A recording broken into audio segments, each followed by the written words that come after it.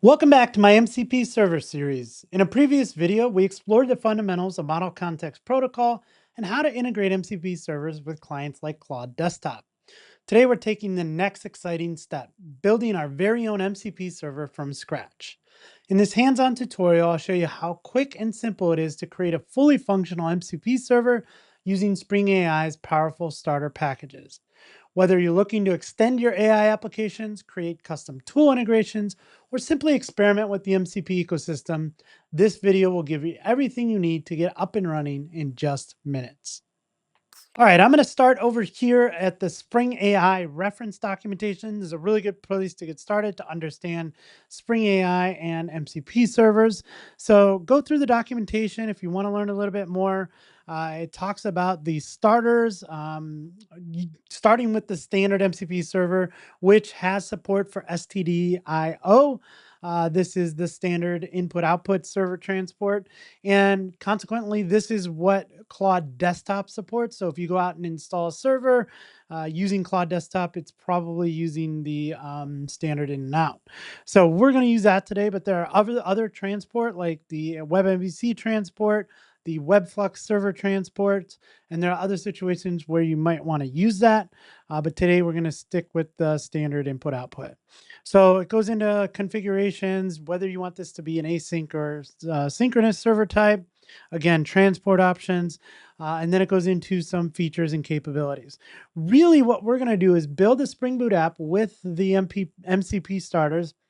We're going to build some functionality. This is going to be a really basic one to expose some information. And we do that by using tools. So we use the tool annotation, and then we basically give a callback provider to basically let the client know what tools are available.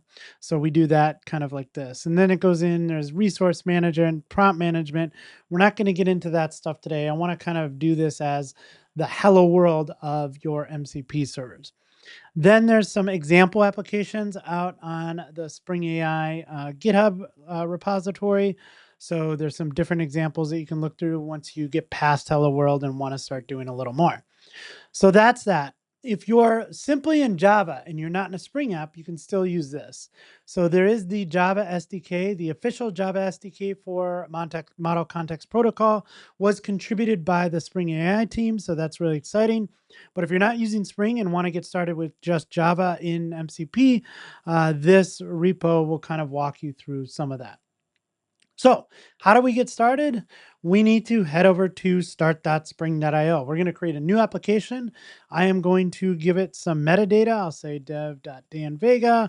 We'll call this courses. I'm just going to expose some of the courses I've created. And then you can go ahead and ask Claude about that and get some information about them. So to do this, we are just going to come over here and add a simple starter. So we're going to look for MCP, and you can see that there's the Model Context Protocol server and the client. If you wanted to create a client, you could, but we are basically going to create a server that we are going to expose to something like Claude Desktop to be able to use. So that's all I'm going to do. That's the code I need to get started with. I can go ahead and generate this, which will download a zip file. We can open this up in whatever text editor or IDE you're most productive in. For me, that's going to be IntelliJ. I think we have everything we need. So what are we waiting for? Let's write some code. All right, so here we are in a normal Spring application. We have our main application class. We have our public static void main, and we are going to just expose some information. Again, this is kind of a hello world getting started. So to do that, I'm going to create a new Java record here to kind of hold our type. Our type is going to be a course. So I'm going to say course, and this is going to be a record. And all this is going to hold is a title and a URL to whatever course that I have out there. And again, these are just free YouTube videos. I'm not promoting anything here, just trying to come up with an example to kind of show this off. So the first thing I'm going to create is some type of component or service. I'm going to call this a course service, and we'll mark this with the @service annotation, and we'll do a couple of things in here. So first I'm going to just go ahead and create a logger so I can log information in here. And then I need a list of courses. So I'm going to say this is a private list of course. And we'll call this courses, and we'll go ahead and initialize this to a new array list. So I need some courses. I'm going to use the post construct. That will allow us to go ahead and set up some courses here. And I'm just going to copy in some info. Again, we're just kind of adding some information that we can make the LM aware of, right? So I'm adding some courses here. I have 2 courses on YouTube that are, again, free. One was with Free Code Camp and one is on my channel, but I just have the title and the URL to that.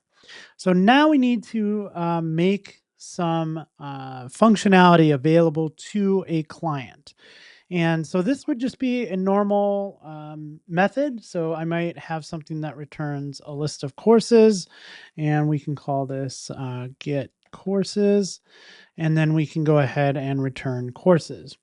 Then I might have something that returns a single course. So get course, and maybe we take in the title. So yeah, that looks good. And then all I'll do is I'll stream this. Then I can use a filter on this to say, okay, give me the course where the course title is equal to the title that we get. Yep. And then I'm going to find first. And if nothing comes back, we'll just return null. So those are my 2 methods. Now I need a way to kind of expose this to the client that is making the call. And the way that we do this is using the @tool annotation. And we are going to give it both a name and a description. So the name for me, I'm just going to say DV courses. Actually, let's call it DV get courses. All right. And then we need a description. And this will be get a list of courses from Dan Vega, right? So we're going to do something similar down here. And we'll say DV get course and get a single course from Dan Vega. What will we do this by? By title, right? Okay, so now we have our tools. We've kind of set this up. This is a tool, this is a tool. And what we need to do, if you remember back from the previous video, if you haven't had a chance to watch that, go watch that. When you're in Claude Desktop, there's the available MCP servers. So when we kind of install this, this will be an available MCP server, but then there's a tools, and you can see a list of tools that each server kind of exposes. So what we're saying is these are the 2 tools that we have. We want to go ahead and expose those. And the way that we can do that here is in our application, we're going to define a bean. And this is a list of something called a tool callback. So tool callback. And if we look at tool callback, represents a tool whose execution can be triggered by an AI model. So we want a list of those tools, and then there's some different methods in here, and then there's the function callback, which allows us to kind of call those. So I want to go ahead and expose those. I'll call these the Dan tools. And then all we're going to do is return a list.of, and we're going to use the tool callbacks dot from, I thought dot of for a second, and we need to make that class that we just created available. So I'll say course service, because we're going to get that through constructor or through an injection here. So the course service is marked with @service annotation. So Spring is managing that. So now when we create this bean, it goes, okay, I have a course service. I can go ahead and inject that for you. So then I'll say course service here, and that will give us everything we need. So now that we've exposed that, basically when we go ahead and install this into our MCP client, this should be available. Okay, and with that, there's just a couple more things we need to do. So the first thing that I'm going to do is say that the main web application type is going to be none. This is not actually a web app. Again, we're using the transform type of standard in and out, not the HTTP server events. So we're going to use that. We're going to set a AI .mcp.server.name equal to Dan, let's call it Dan Vega MCP, and then a spring.ai.mcp server version, and we'll call this 0.0.1. And then this is really an important part to this. You must disable the banner in the console logging to allow the standard in out transport to work. If this is on, it thinks that it's trying to parse JSON, which is not JSON, and it throws all kinds of errors. So if you're getting errors, you probably missed this step. Okay, so I think we have everything we need in the application. What I want to do is I want to go ahead and build this. So I will say mvm clean package, skip our test for now. And what we get from that is a jar. And this jar right here is going to be important. This is what we are going to run from the client. Now, we could always turn this into a native executable, and that's what I've done with another one that I'm working on for just easier consumption. If somebody wants to pull this particular MCP server and use it, they need Java right now. It's okay for just testing locally, but if you wanted to make this available to other people and they're not running Java, it might make more sense to turn this into a native executable. All right, so in the last video, we went into the Claude Desktop configuration file. This is in library application support Claude, and then Claude_desktop_config.json. And this is where you can install MCP servers. So here I've installed one from the MCP website that was listed there, and that was the file system one. This is giving me access to my local file system, so I could say, hey, go ahead and look at this folder and tell me what's going on in this project, right? This is where we kind of install MCP servers. So we have this MCP servers declaration. We'll just go ahead and create another one. So I'm going to say this is Dan Vega MCP. Whoops, I can't even spell my own name. So that'll be the name of this. And as you see, it's going to look something like that. So we need a command.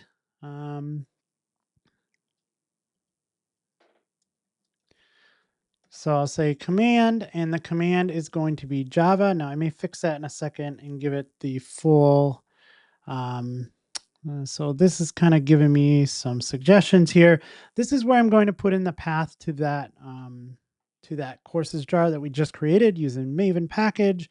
So we're saying run Java -jar. Here's the jar that we're going to run. If you wanted to get it specific with some variables here, you could, some arguments, I mean, and you could pass those in. That's good for maybe if you wanted to run like a different profile. And then even if you wanted to get in here, you could run some environment variables. So if we had like secret keys and we wanted to pull those from the environment and we didn't want to kind of hard code those into the application, we could do that here, but I have none of that going on here. Now, I think I had an issue with it not finding Java the first time I ran this. So I'm going to just give it a path to Java. And so now it will run Java -jar and that jar. So this should be all we need. We're going to go ahead and save this. And with that, we're going to open up Claude Desktop. So this is going to be the client. And you can see we have an error. So let's go ahead and open up the MCP settings. And you can open up the logs folder if you have issues with this. So I'm going to go into this danvega.mcp log, and we can see that what's going on here. So unable to access jar file, which I have just put in there. So let's see if we can't figure out what's going on. I do have a space there. I wonder if that was causing my issues. Let's go ahead and run Claude again. And that seemed to be the issue. So now when we get into Claude Desktop, first we can see what servers we have installed. So if we look at that, we have our secure file system server and now our Dan Vega MCP, and we see the version of that. Over here, we have the list of tools available, and I know that the file system makes 11 tools available, and I can see that we have 13 here, so I'm pretty sure that this is going to work. And then we get in down here and we see our DVGit course and our DVGit courses, and this is the description. Again, my description was pretty basic. You can see the other descriptions here from the other MCP server I've installed, a little bit more exhaustive, which may be important depending on what you're trying to do here. But I do have some tools available to the LM.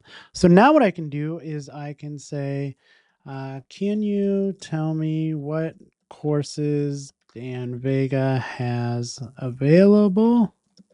And hopefully what we want to happen here is it's going to ask us for permission to access that tool. So it's going, oh, can I get that information? Maybe not. I have a tool for that though. So I'm going to allow for this client. You'll see that it's going to kind of run something here. It's thinking, okay, I went and got that information. Sure, Dan Vega has 2 courses available. Building web applications with Spring Boot on Free Code Camp. Here's the URL. And then Spring Boot tutorial for beginners. Here's the URL for this. Both courses focuses on Spring Boot, which is a popular Java framework for building web applications. Would you like more information about either of these courses? So again, this is a pretty trivial example, but it just shows you how you can start off by creating an MCP server that makes something else available to the LLM. So there's the file system one that we took a look at. Some other ones that I'm building right now are a Beehive newsletter integration, so an MCP server for that. So Beehive is where I write my newsletter in. It has an API available, so I can write an MCP server that contacts that API to get information and make that available to Claude Desktop. So there are some things that I can do with that. The other one I'm taking a look at is Notion, being able to provide an MCP server in Notion. And again, being able to kind of bring that information into an LLM. And I want you to start thinking about some things that you can do with this. And I want to think about it more than just simply a wrapper around an API, right? Because we can write programs that talk to APIs, but what we are doing is we are augmenting the large language model here. In this case, Claude Sonnet 3.7. We are augmenting it to be able to perform workflows. So I have a workflow that I need to do, and I can do that now within a large language model. So for the newsletter one, for example, I write my newsletter on Beehive. But what I want to do is I actually want to push that to my website as well. So what I can do now is in a large language model like Claude Desktop here, I can say, okay, pull down that information from the API. Now there are some things I need to do to transform that. So I have like YouTube videos or tweets that I want to embed, and it can write out all of the markdown that I need to publish that on my website. And then it can go through and kind of do some other things that I need it to do. There's an ad on the newsletter. I want to strip that from my website. I want to maybe add something to it. There are a whole bunch of things that I can do with that now in this type of workflow by making that an MCP server. And so this is all about connecting clients to different data sources. This could be a database, this could be an API somewhere, this could be just some static information that I embedded in here, right? So it's pretty exciting. And Model Context Protocol is kind of giving us that standard to do this. So now I don't have to do this in 10 different ways. There's a certain standard for how we write MCP clients, how we write MCP servers, how we connect the two together and kind of make this like cohesive ecosystem of tools that we can make available to these large language models. So I'm having a lot of fun with this. Again, if you haven't had a chance to check out the MCP introduction video, I'll leave a link to that in the description below. I'll also leave the code for kind of this introductory MCP server that we built here. And then stay tuned, pay attention. I'm gonna show off some of the other ones that I'm building. I think the next step is, hey, I want to create a native executable of this so that I can easily share this with the community. So yeah, there's going to be some fun things. Let me know, what questions do you have when it comes to MCP, building MCP servers? What questions do you have that I can help answer? If you, I had a lot of fun putting this together. This I love geeking out over this stuff. If you haven't noticed, so if there is something you're interested in knowing, please ask me a question. If you had some fun and you learned something new today, friends, do me a big favor, leave me a thumbs up, subscribe to the channel, and as always, happy coding.